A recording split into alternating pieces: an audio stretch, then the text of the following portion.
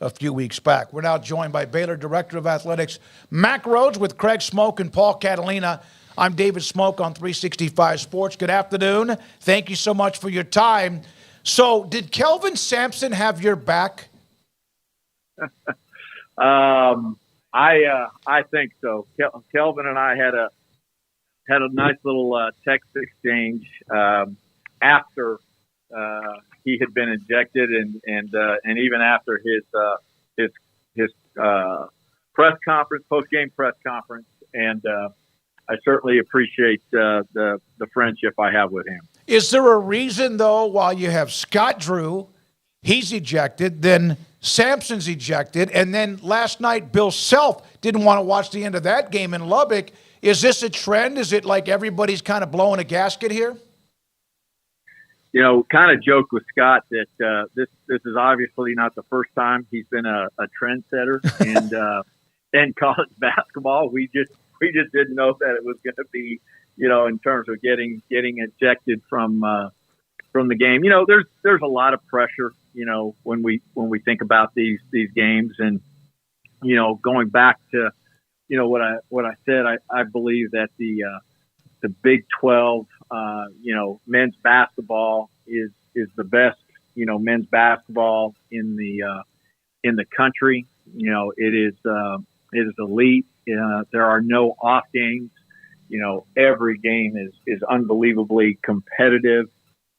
And you know, when I think about that level and just how good it is, you know, I certainly expect, as do, you know, our coaches, other ADs, right, everything else to match that level. And I think at the end of the day, you know, that was my point.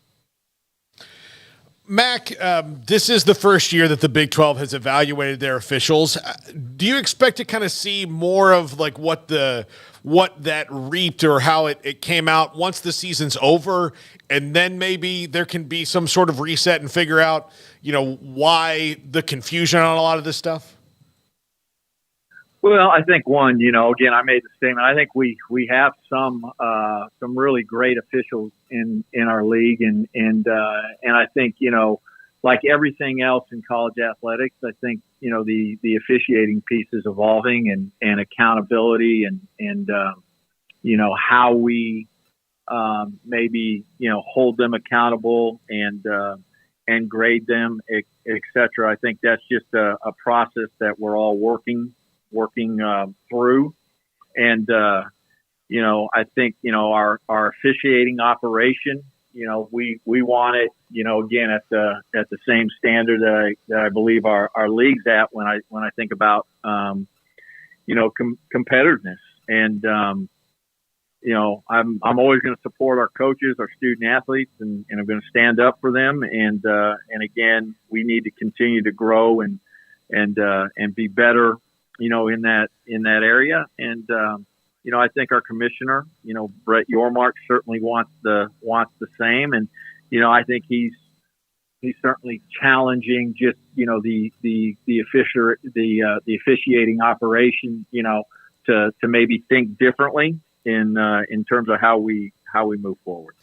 Speaking of thinking differently and Brett Yormark, Mack, not sure if you had a chance to read Ross Dellinger's piece, but a lot of just interesting topics with the state of college athletics, and Yormark quoted in there, as well as Jim Phillips. And one of the topics talked about was not only, you know, the revenue sharing in the future and the college football playoff, but also the expansion of the NCAA basketball tournament. Ross used the word inevitable a couple of times when it came to the expansion of the NCAA basketball tournament. I know Yormark commented on just much the same way the SEC and the Big Ten seemingly want a bigger piece of the football pie, that the Big 12 and the ACC could feel like they want a bigger piece of the basketball pie. But just where do you stand on the tournament and possible expansion of the tournament, what that would look like? I mean, just where are we all sort of amidst these conversations right now? Yeah, I think as you mentioned, Craig, those conversations, you know, I think they're in the initial stages, and I think, you know, certainly more to come when we think about what, you know, the future, you know, basketball tournament, you know, looks like. And, you know, you've got CBS and TNT or TBS as partners in that Turner, broadcast, and so where that lands, it'll be interesting to see. I think when you think about the Big 12 and just how competitive we are, and I think other conferences, there's certainly other conferences that feel the same way in terms of additional at-large spots. If you feel like you have to keep, and not touch all of the AQs right now, all of the automatic qualifiers, right? Then you have no other, pathway to head down than to add spots and to add, at large, spots. And so, my gut is, that's eventually gonna happen.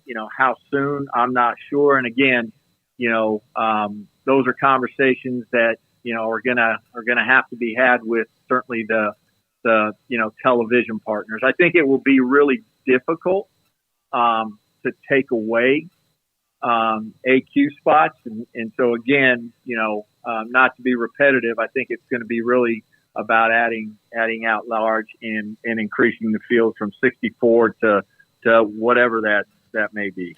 I've spoken with different members of the College Football Playoff Committee.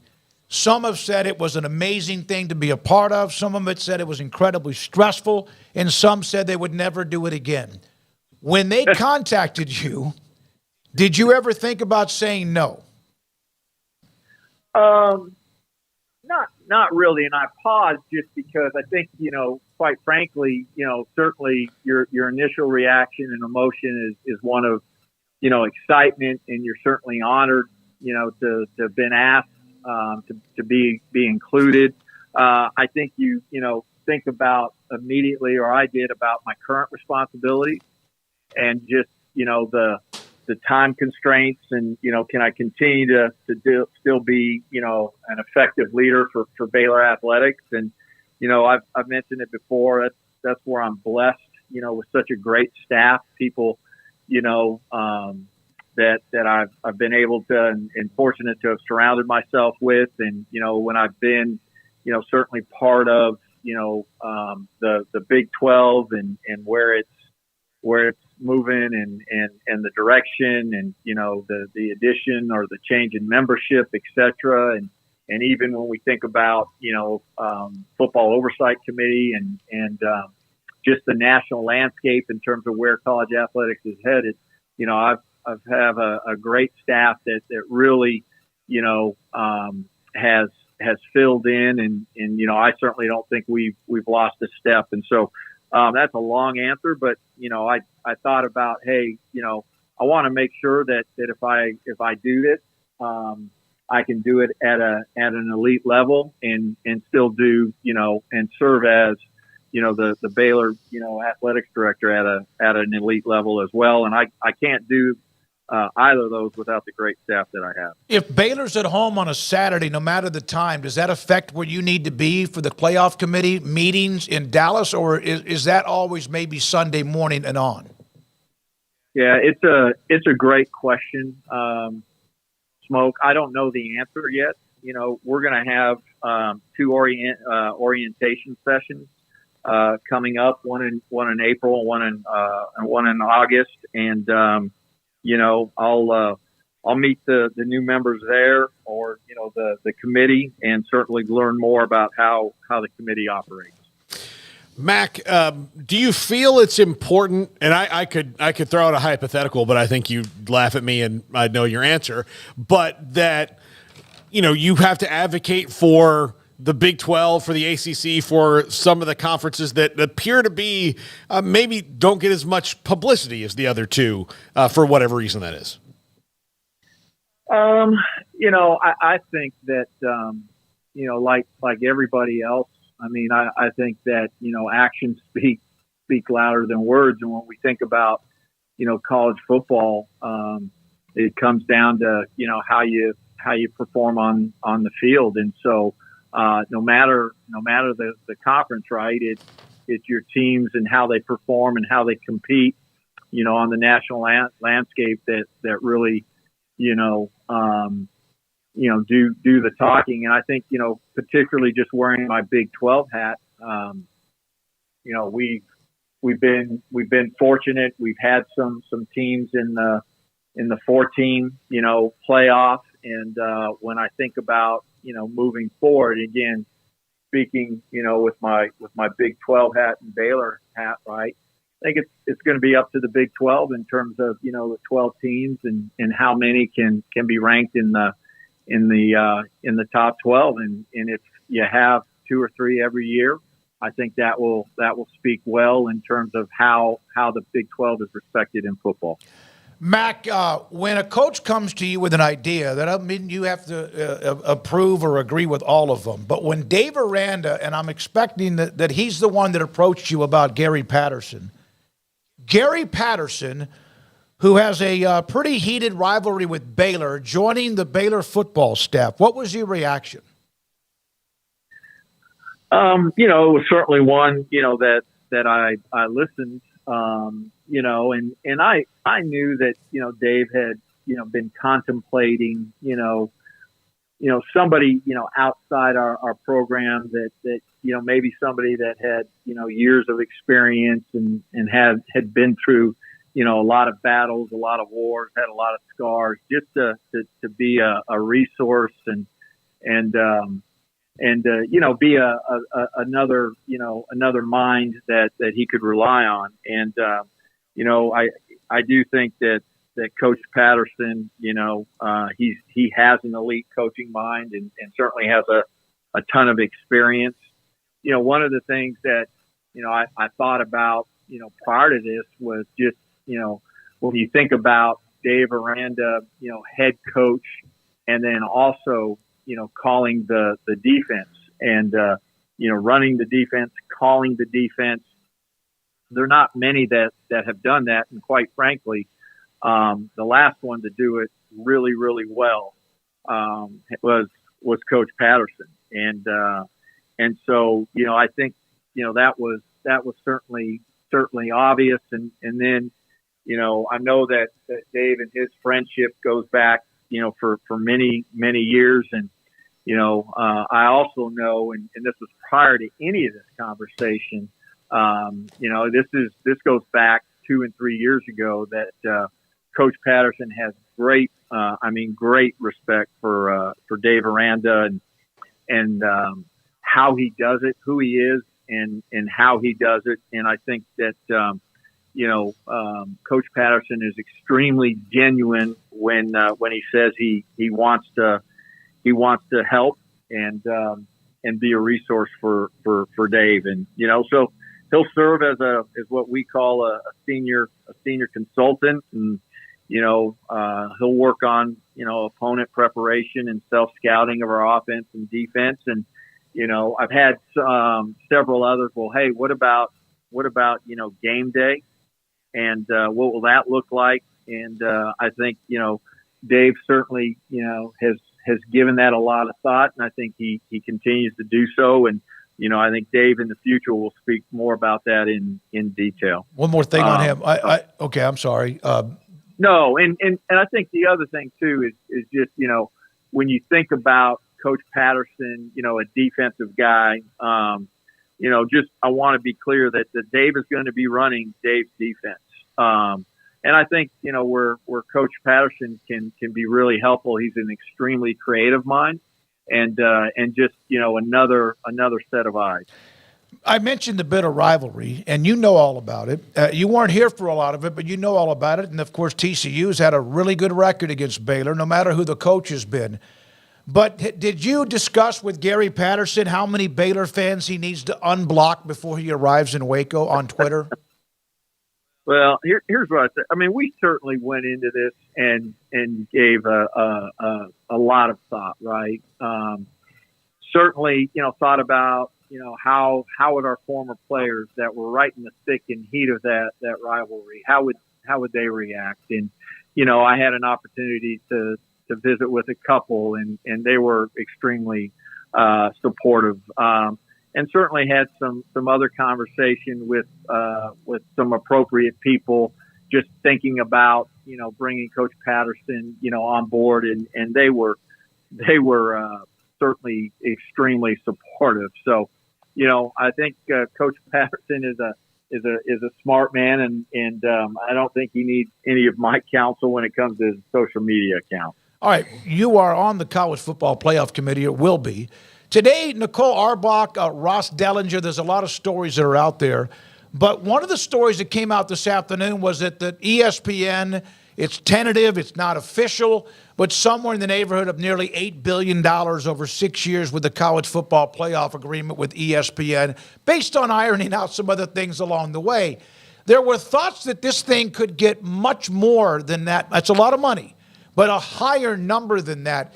Do you feel like that maybe that bubble of television media rights might be a fact here, that they weren't able to get as much as they first thought?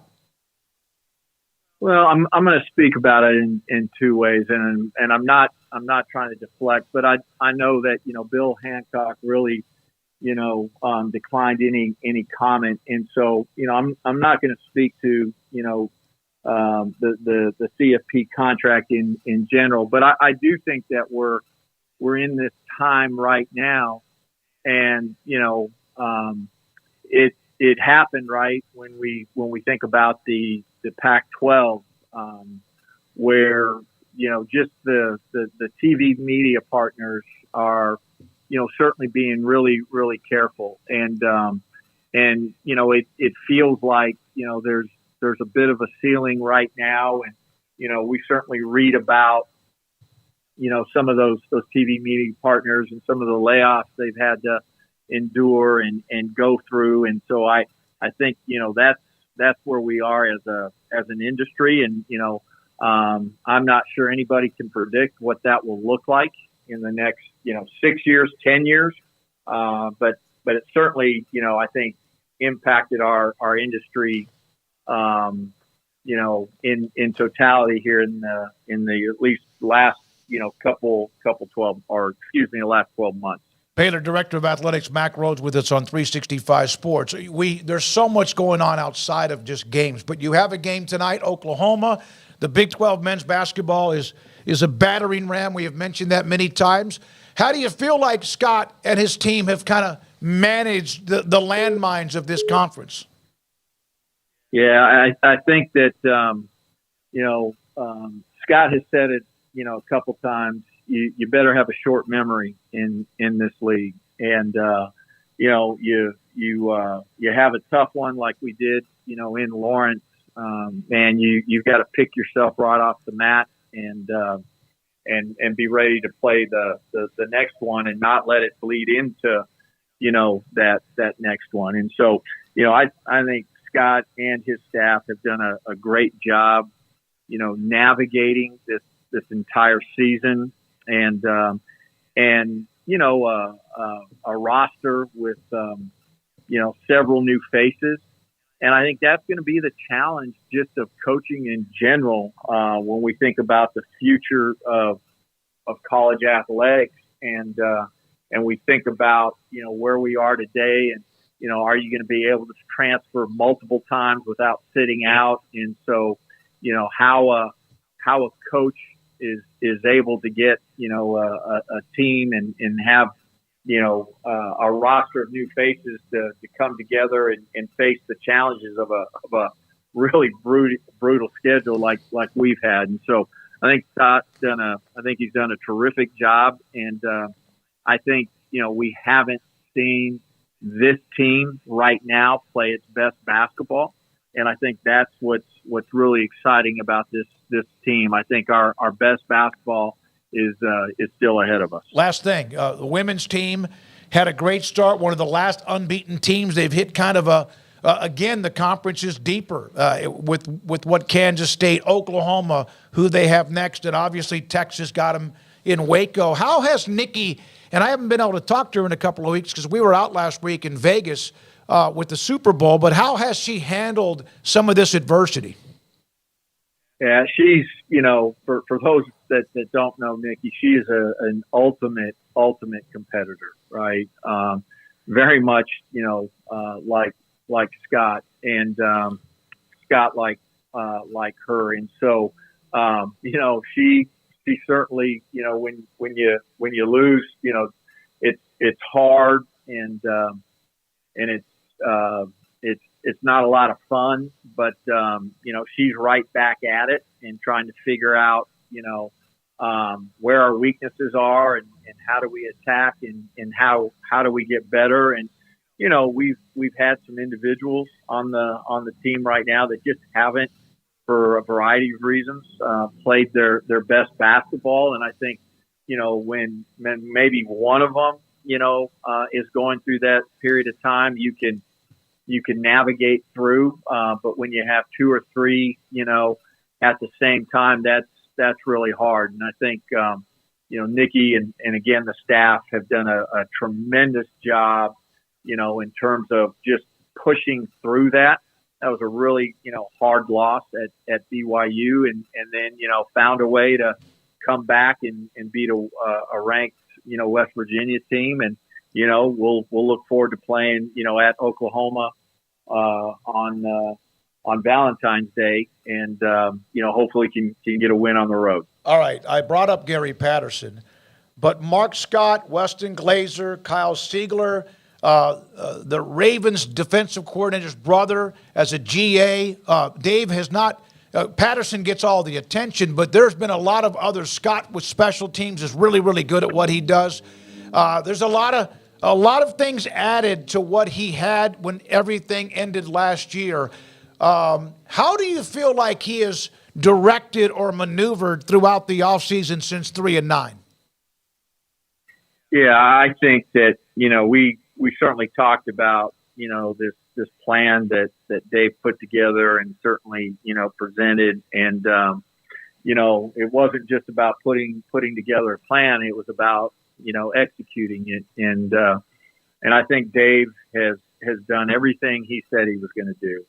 When we think about, certainly talent acquisition and retention and, what we did in terms of, keeping our roster together, keeping our verbal commits, what we've done in the transfer portal.